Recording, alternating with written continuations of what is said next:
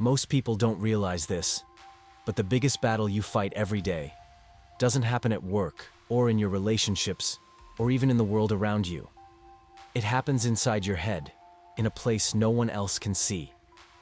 And the strange part is, you're not losing because you're weak or lazy or broken. You're losing because your mind learned how to defeat you long before you learned how to defend yourself. Think about this.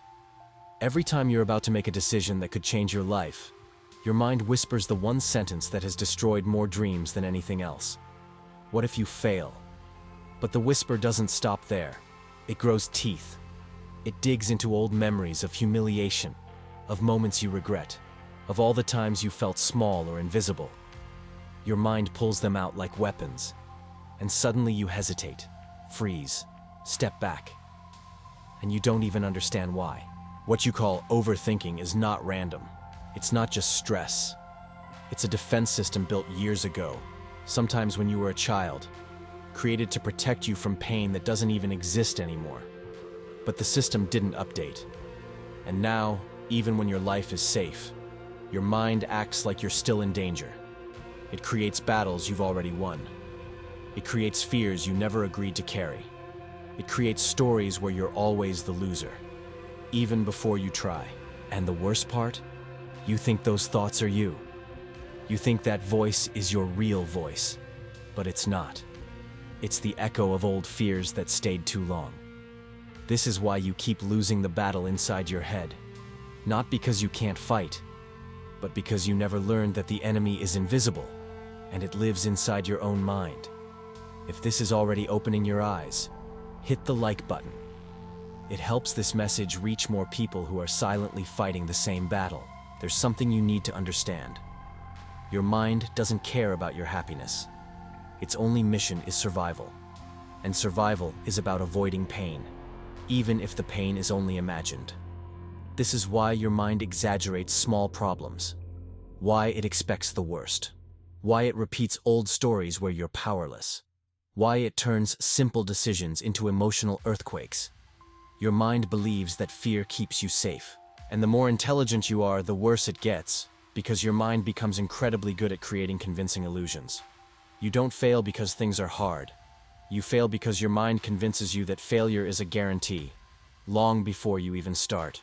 And maybe no one ever told you this, but your mind keeps a hidden archive of moments you never healed. The time you felt abandoned, the moment someone mocked you, the day you disappointed someone you loved, the rejection that still echoes, the silence that hurt more than words. Your mind stores these moments like ammunition. Then, whenever you try to grow, to take a risk, to set boundaries, to start something new, your mind fires these memories back at you. Remember how bad it felt last time? Do you really want to go through that again? Better stay where it's safe. But safe becomes a prison. Safe becomes a life that doesn't move. Safe becomes a slow, quiet form of suffering. And here's the truth you were never taught. Your mind doesn't want you to evolve.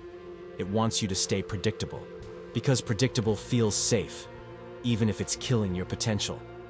This is why you keep losing the battle.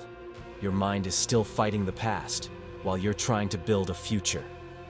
But here's the part no one ever explained.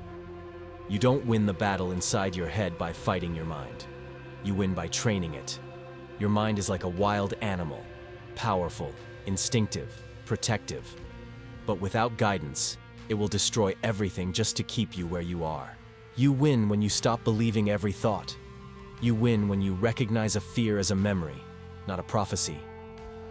You win when you understand that the voice inside your head is not the voice of truth.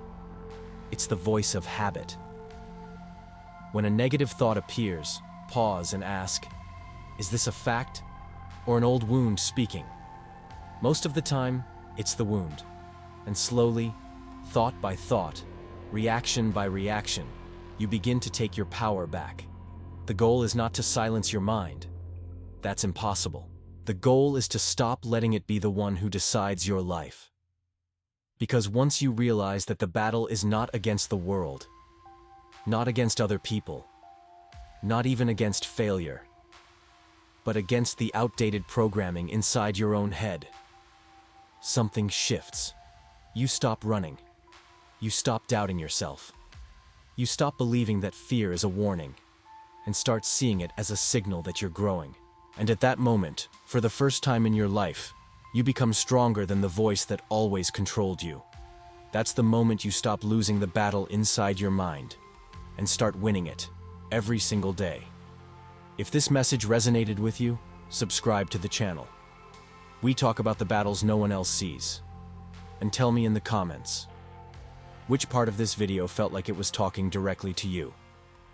Your answer might help someone else realize they're not alone.